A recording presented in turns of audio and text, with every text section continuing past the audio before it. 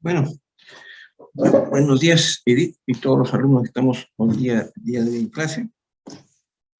Hoy día vamos a conversar sobre un tema interesante, que es un poco parte de la historia ya de la cirugía, ¿no? Bienvenidos a todos, Stephanie, Yesenia, Andrés, Edith. ¿Qué tal? ¿Cómo estás? Y a todos los alumnos que se están incorporando, ¿no? Ya entiendo que estamos un poco ya tirando la toalla, porque ya estamos acabando el año académico y bueno, hay que echarle un poquito más de punch. Bueno, decía que el tema este de trasplante dentario es un poco un tema histórico, ¿no? Para algunos todavía tiene actualidad, en un modo humilde de ver las cosas, es una de esas técnicas que ustedes ya la van a leer como antecedentes históricos, ¿no? En los libros pronto, ¿no? No van a pasar muchos años hasta que ocurre ello. Esto va a suceder no solamente con el trasplante dentario, sino también con el reimplante dentario, ¿no? Me refiero al trasplante dentario tradicional, ¿no?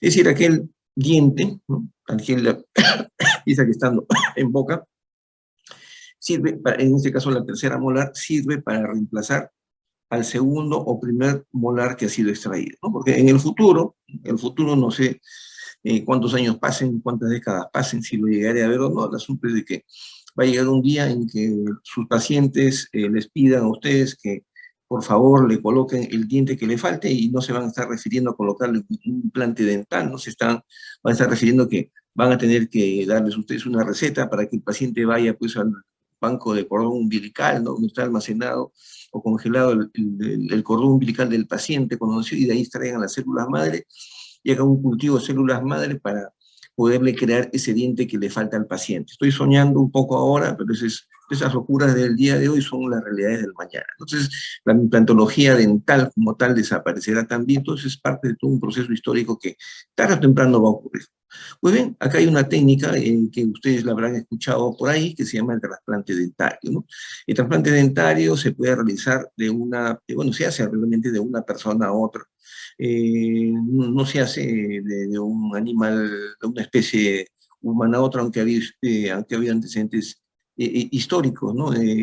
Restos arqueológicos en donde se ha visto restos de animales o dientes de animales que han sido colocados en los maxilares de las personas, ¿no? Eso es parte de la historia. El trasplante como definición es el traslado de un órgano de un lugar a otro, ¿no?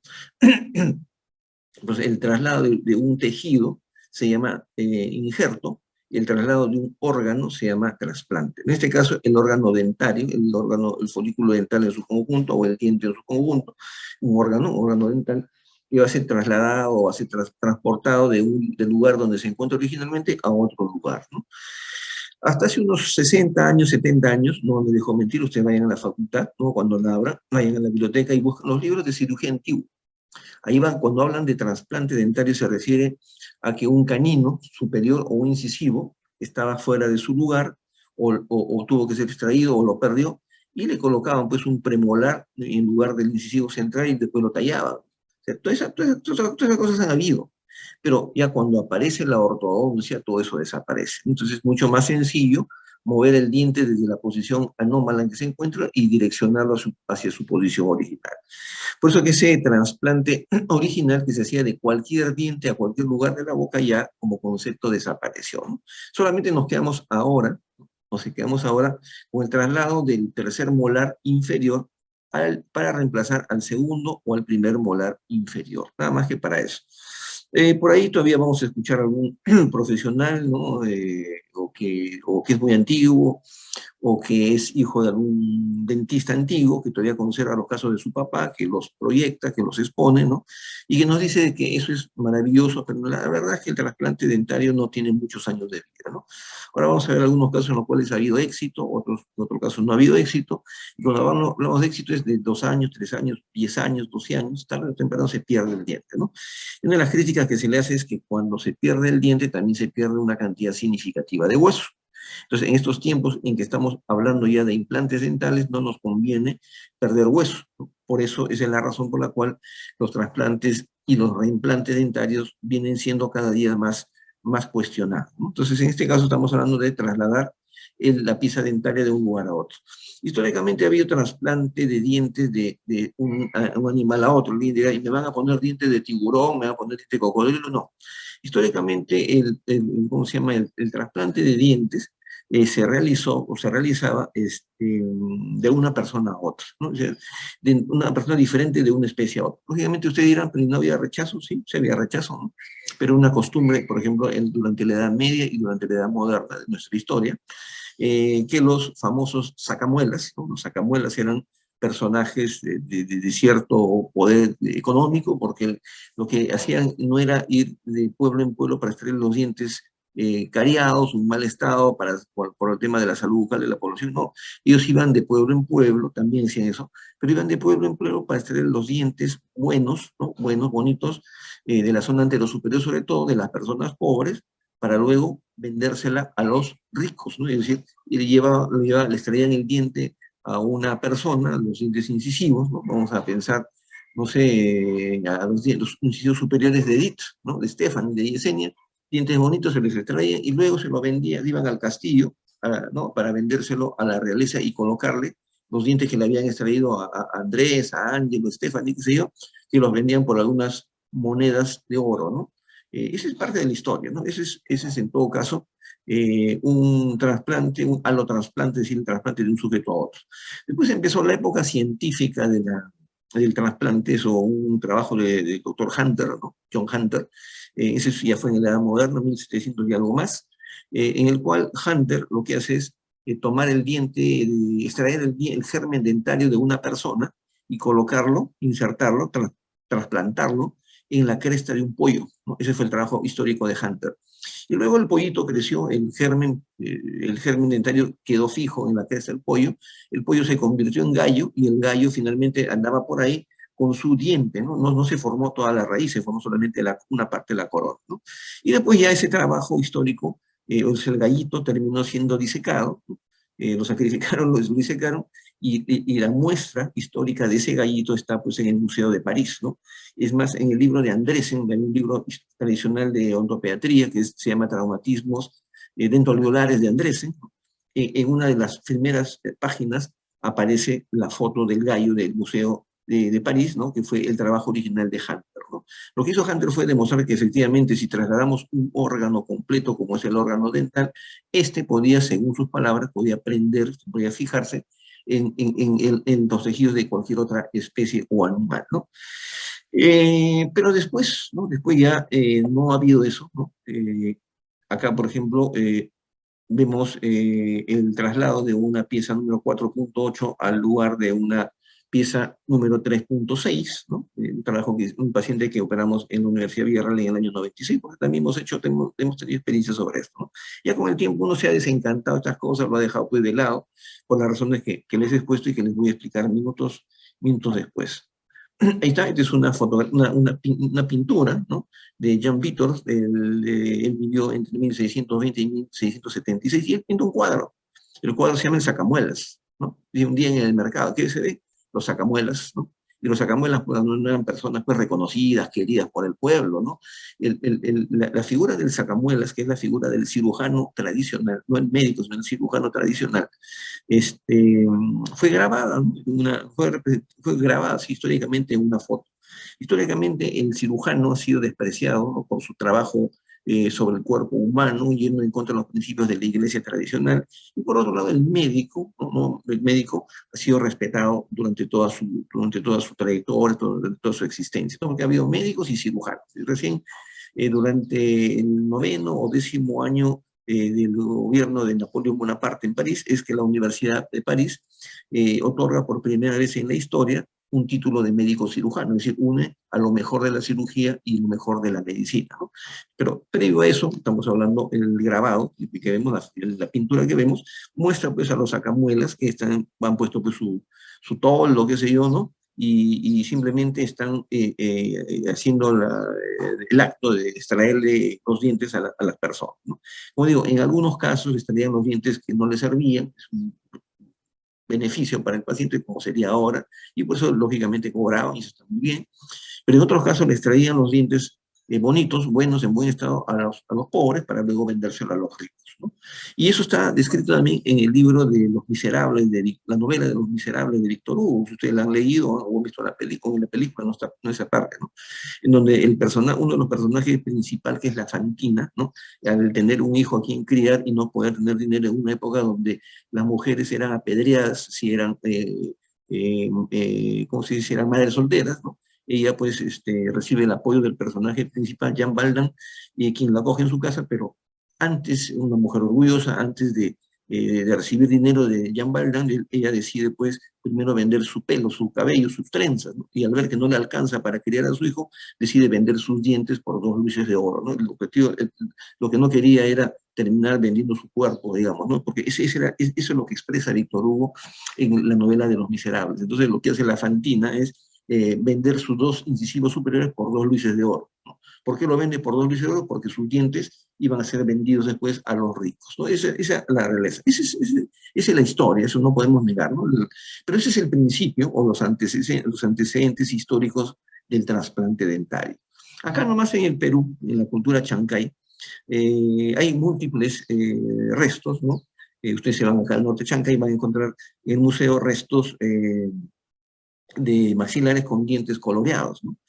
En uno de esos trabajos de investigación, antes yo estaba metido en el tema de la odontología, hubo un trabajo de un doctor Silva Riyardo, ¿no? Él es de San Marcos, ¿no? Ya está retirado, el doctor Andrés se llama, también enseñó en la Universidad de Villarreal algunos años, y él publicó un artículo en una revista local, la Gaceta Odontológica, donde mostraba pues la radiografía y ¿cómo se llama? Y algunas fotografías de las personas de aquel tiempo, ¿no? Y el doctor Silva lo mostró como problemas de caries dental, problemas periodontales de las personas de ese época, quizá con un poco de entusiasmo, pero con poco conocimiento, ¿no?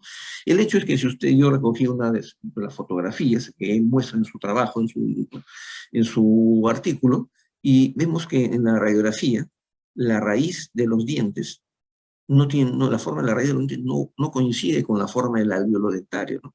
Esto ha sido ni más ni menos que un trasplante dentario.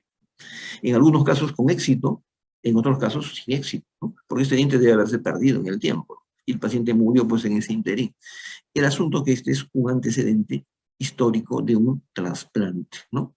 Un trasplante homólogo le pongo, estoy especulando porque no se sabe, no se sabe si han sido, no se puede comprobar si han sido dientes de la misma persona trasladados de un lugar a otro o ha sido dientes de otras personas que se lo han colocado dentro de los rebordos. El hecho es que es un trasplante, ¿no? Los dientes coloreados tampoco se sabe cuál es el mecanismo que utilizaban para hacer eso. Ven, en este caso, 2 restos radiculares de otro cráneo, donde se ve que el diente sí tuvo éxito, el trasplante sí tuvo éxito, ¿no? Y que el paciente murió con sus dientes desgastados, ¿no?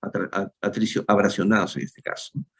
Las indicaciones históricas, que todavía podemos considerar como algunos referentes en algunos casos, ¿no? Es en caso de agenesia del primer molar, el segundo molar, vamos a reemplazarlos por el tercer molar inferior, ¿no? Pero que donde este tercer molar no debería estar en etapa de germen, debería tener por lo menos el desarrollo de uno, o en el mejor de los casos de 2/3 de la raíz, para tener mejor probabilidades de éxito a mediano y largo plazo, ¿no? Entonces los dientes primero y segundo molares que iban a perderse eran reemplazados con los terceros molares. Los requisitos están acá, por lo menos que haya el desarrollo mínimo de 1/3, máximo 2/3, o sea, no la 8, y que esté con el ápice abierto, son las mejores condiciones. Con el ápice cerrado ya la probabilidad de éxito o la viabilidad del trasplante disminuye significativamente, ¿no? Esta es una alumna de la universidad que se ofreció como paciente y estaba siendo internado, ¿no? Internado en el María Auxiliadora, me acuerdo, la doctora Dina, ¿no?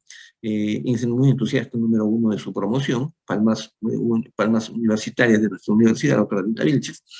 Y un buen día me dice, doctor, ¿sabe qué? Vamos a hacer una mesa clínica, me dice, en mi hospital donde estoy internada, y vamos a tocar el tema de trasplante dentario. Y quiero pedirle, por favor, yo me ofrecí como paciente, que me extraiga la tercera molar, ¿no? La pieza 4.8, y me la coloque en el espacio dentulo donde aparece en la pieza número 36, ¿no?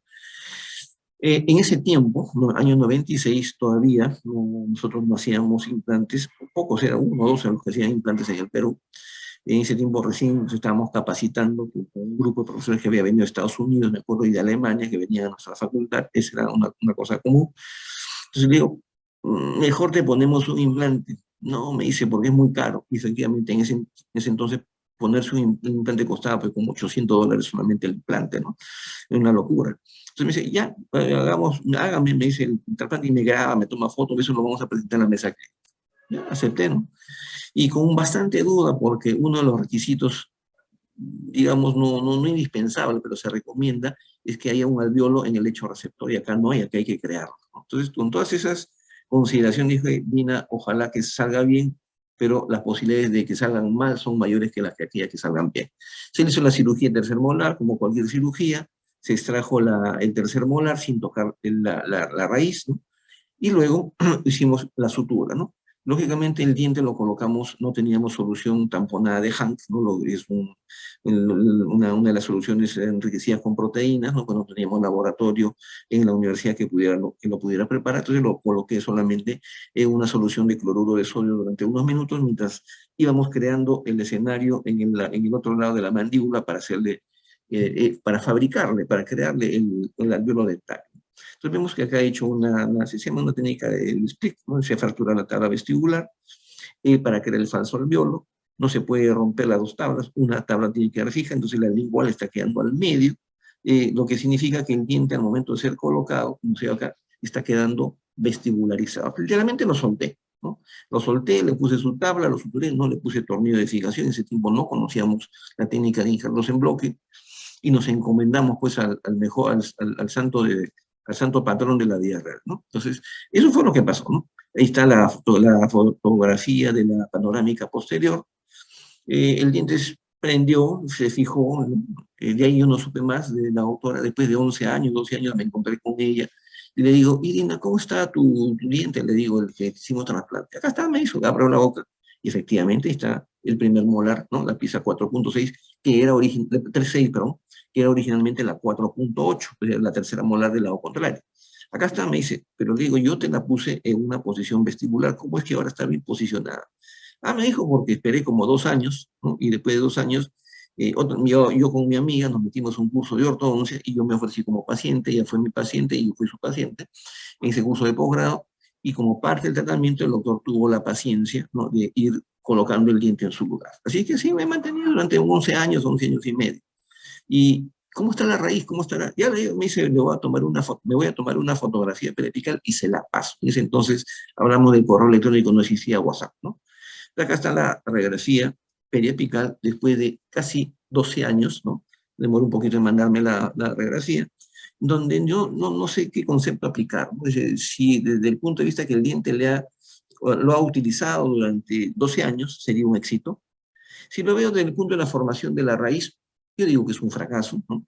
Felizmente no se ha perdido una cantidad significativa de hueso, pero finalmente el diente se perdió, ¿no? O sea, comiendo un pan, una cosa así suavecita, estaba masticando, se salió el diente y se acabó el trasplante dental. Puede durar años, 11 años, 12 años, 13 años, hay casos reportados de 20, 25 años en la literatura, ¿no? Pero tarde o temprano el diente se va a perder, ¿no? Si no se pierde o no hay reporte de pérdida después de 25 años, porque posiblemente el paciente se murió, ¿no? O le pasó algo, ¿no? O se perdió el paciente y no lo pudieron controlar. Entonces, como requisito para esta técnica, para el trasplante dentario, tiene que haber un lecho receptor, que en el caso de la imagen del caso anterior yo lo he fabricado, no es una condición ideal. La condición ideal es cuando existe contacto del ligamento periodontal con ligamento periodontal, es decir, el ligamento periodontal del folículo, perdón, del diente trasplantado, y ligamento periodontal en el alvéolo dental. En el caso que hemos visto, no había el ligamento periodontal en los dos lados, solamente en uno de los lados, ¿no? Lo cual disminuyó las posibilidades de éxito. Este es otro caso también de la facultad, ¿no? Un joven de 19 años iba a perder definitivamente la primera molar, la pieza 3.6, y tiene una 3.8 maravillosa, con una forma más o menos parecida, las raíces también más o menos de la misma forma, así que le sugerimos hacerle también un trasplante dental. Estaba de moda en ese entonces, año 97, 96, 97, hasta el 98 o 99, por ahí, de ahí se cayó, porque ya los implantes dentales comenzaron a bajar de precio, a hacerse más sociales, ¿no? Más populares, entonces ya esto ya pasó al olvido. A la izquierda la radiografía, a la derecha la vista clínica, donde se ve que que el tercer molar está parcialmente erosionado, tiene 2/3 de desarrollo radicular, una situación perfecta, casi perfecta, ¿no? Se le hizo la extracción del primer molar, y el tercero se colocó en lugar del primero. Como no encajó, le hizo un desgaste en la corona solamente, no se toca la raíz, y luego de hacer ese ajuste, se le colocó el diente en su posición, ¿no? Y se dejó pues que el diente siguiera erupcionando, lo mismo que un año más o menos, ¿no? No me salió bien la foto, esta es la época de la película, las fotos en rollos, ¿no? Aunque parezca gracioso, todavía tomábamos fotografías en slide o fotografías convencionales con el rollo. Entonces, una vez que se acaba el rollo, lo llevaba a revelar, y cuando lo revelaba me daba cuenta que la foto no había sido bien tomada, ¿no? Eso ya no ocurre ahora, ¿no? Ahora le toman una foto, no salió bien, le vuelven a tomar otra foto. Los tiempos han cambiado, ¿no? No han sido demasiados años, pero ya son un poco más de 20 años, ¿no? Entonces, finalmente tuvo éxito, pero el paciente se perdió, yo no sé en qué habrá terminado. Este es un caso un poco complicado, la primera molar inferior, ¿no? La pieza 4.6, está piñada, el ortodoncista está indicándosele la extracción, hay un germen de un primer molar, ¿no? Y bueno, habrá que intentarlo, ¿no? El propósito es extraerle el primer molar con la menor cantidad de osteotomía posible, cosa que es complicado en este caso, pero que se hizo fracturando el diente en muchas partes, ¿no? Y después se le colocó el diente y ahí también el paciente, chao, se desapareció, ¿no? Ahí está el momento en el cual se está colocando el diente en el alveolo del tercer molar, en el alveolo del primer molar, y la radiografía periapical que muestra que ahí lo hemos soltado. El diente habrá que esperar, pues, qué pasa con los meses o con los años, ¿no? Este es otro paciente. Fíjense ustedes, tenía una segunda molar con un absceso periapical, una tercera molar con grandes condiciones para ser trasplantado, 2/3 de desarrollo radicular, una raíz cónica, ¿no? Fácil de extraer. Había que hacer la extracción previa del primer molar, se hizo la extracción del primer molar, y en un día diferente se le colocó, acá está, lo que se ve en la foto de la derecha es la tercera molar que ha sido colocada en el lugar del segundo molar, una posición casi perfecta. Entonces se hizo la sutura, en este caso el paciente también se desapareció, vino después de algunos años, 5 años creo, es una radiografía tomada después de un año más o menos, ¿no? Todavía se ve pues el diente, bueno, el diente todavía está fijo, ¿no? Está en su lugar, y después de 5 años el paciente regresó con una fístula, es decir, una infección a través de la piel, ¿no? Se le tomó la radiografía panorámica, que en este caso muestra que el foco es el lugar donde se hizo el trasplante dentario. No había más remedio que extraer el diente, estaba movido, estábamos con movilidad, se le hizo una extracción, se hizo el curetaje, ahí está el diente. Entonces el diente duró en este caso 5 años debido a la infección, que posiblemente haya sido porque no se hizo una buena limpieza después de haber hecho la extracción del diente contaminado el día que se hizo el trasplante, ¿no? Cosas que ocurren en el camino. Este es otro caso, ¿no? Está mezclado. Este es otro caso al cual también se ha hecho un trasplante de tercera molar a primera molar. El tornillo, voy a avanzar un poco para que se vea por qué está el tornillo. Voy a avanzar, si lo creo que está al revés. Acá está el caso completo. Bueno, este es el caso inicial, ¿no? Tercera molar para ser colocado en lugar del primer molar. Está el colgajo, la osteotomía. Como no hay alveolo dentario, ¿no? Ahora no hay alveolo dentario, tenemos que crear el alveolo. Y aquí se ha utilizado la técnica de injerto en bloque, es decir, la tabla vestibular que se ha cortado, se ha unido mediante un tornillo para crear un falso alveolo. Y ahí se ha depositado el diente. Por eso es que en la radiografía anterior, ¿no? Aquí aparece el tornillo, ¿no? El tornillo no está sobre el diente, sino está fijando el hueso a la parte vestibular, tabla vestibular. Entonces, acá está el diente después de algunas semanas, el diente estaba muy bien, no, perdón, esto es después de casi 10 meses, ¿no? Estaba muy bien, y le hice una gingivectomía, y de ahí pasó pues al tratamiento de ortodoncia, ¿no?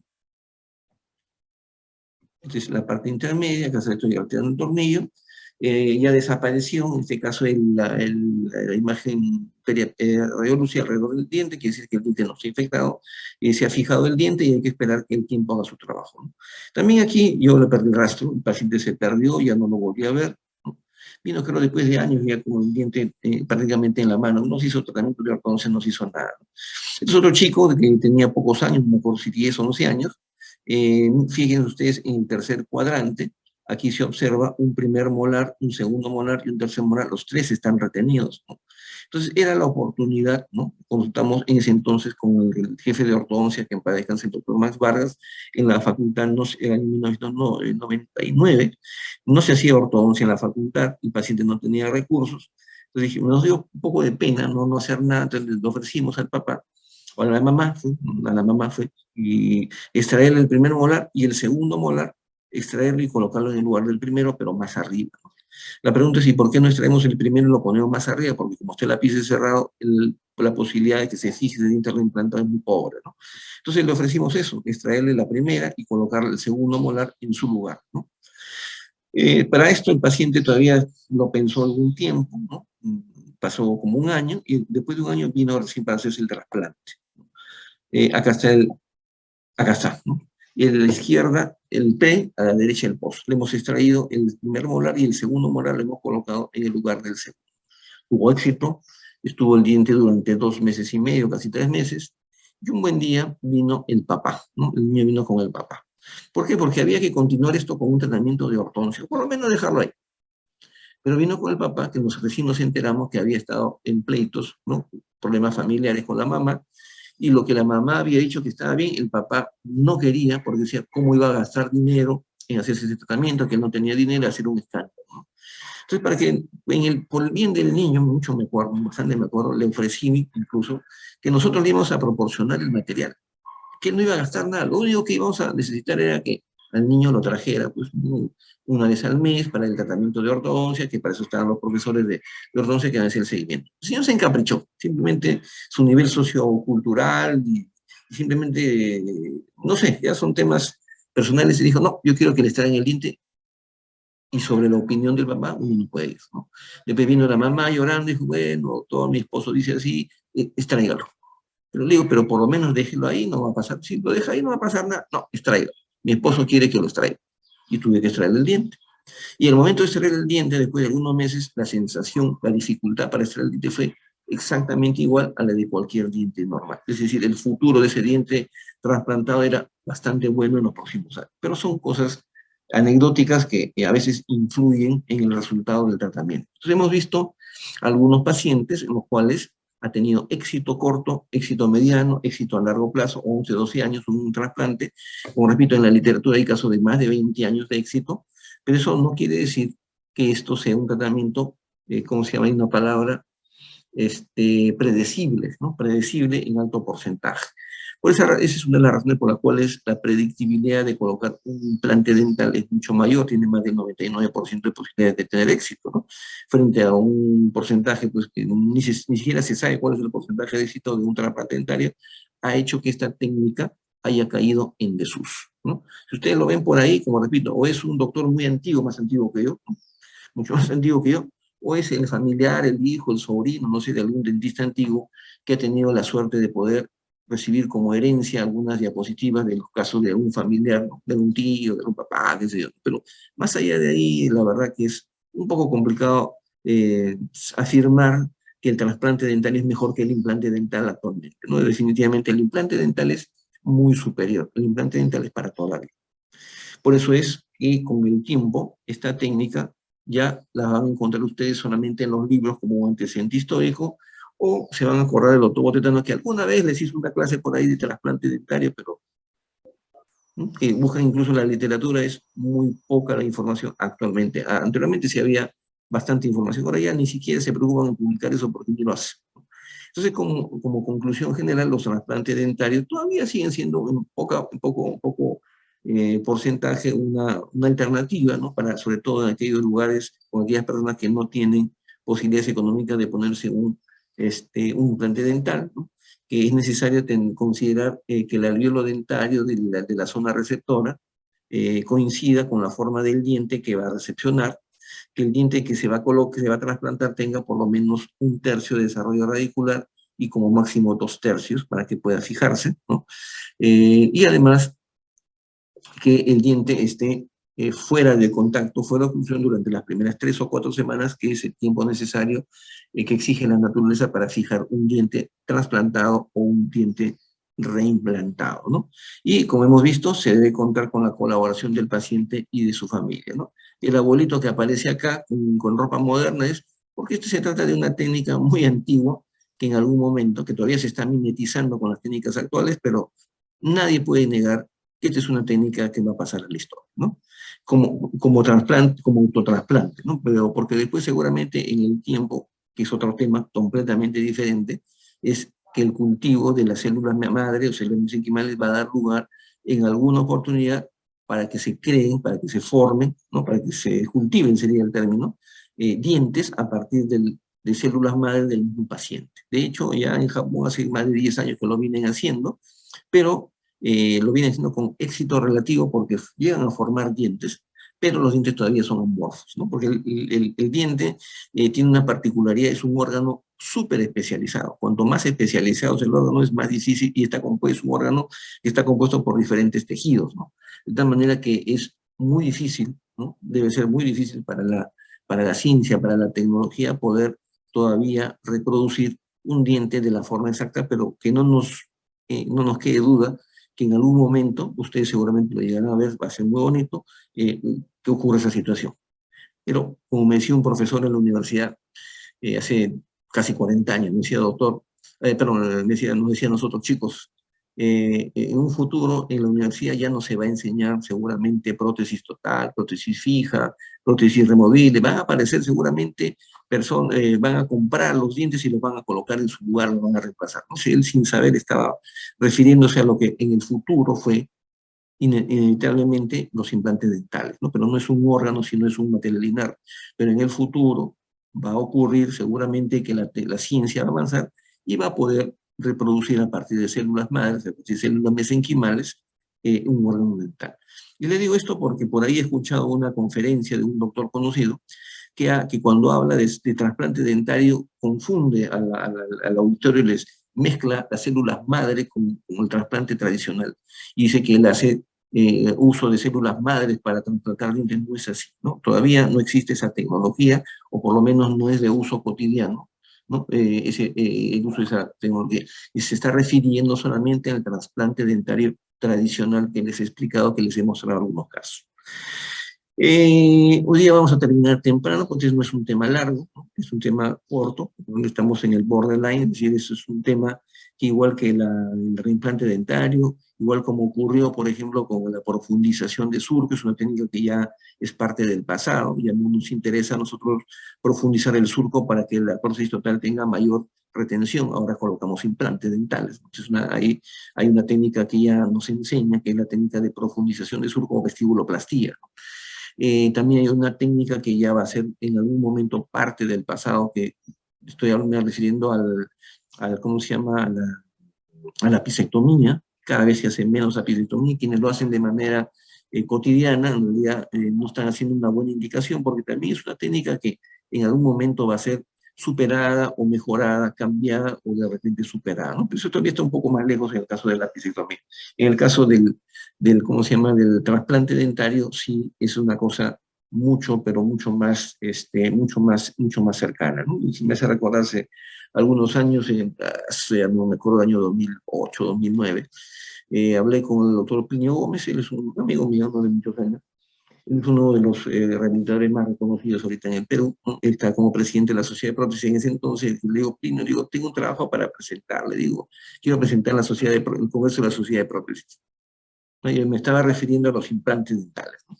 Ya me dice, yo te voy a dar el tema, no te preocupes. Y al cabo de 2 o 3 días me dice, Raúl, si ya te mandé a tu correo electrónico en ese entonces el tema que nos parece a nosotros que sería interesante. ¿Y cuál era el tema?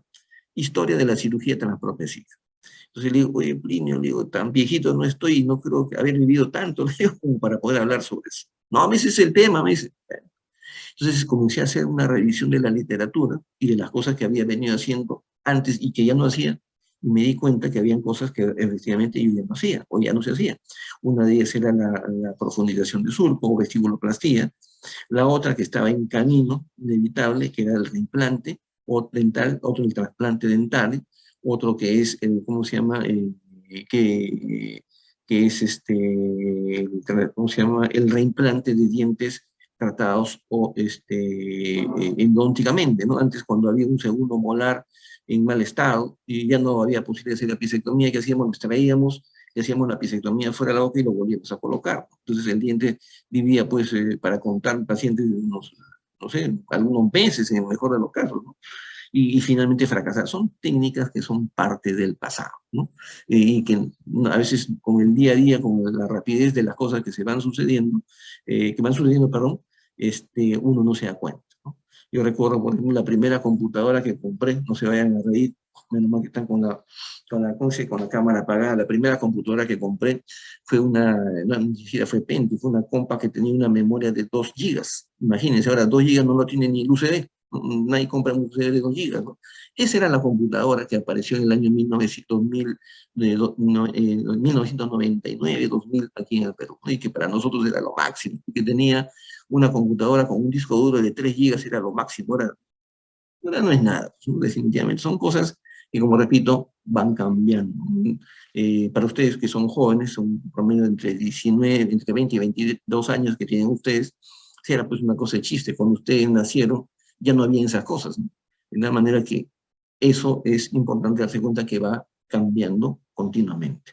Entonces, chicos, ahí lo vamos a dejar. La próxima semana, ahí sí vamos a hacer la última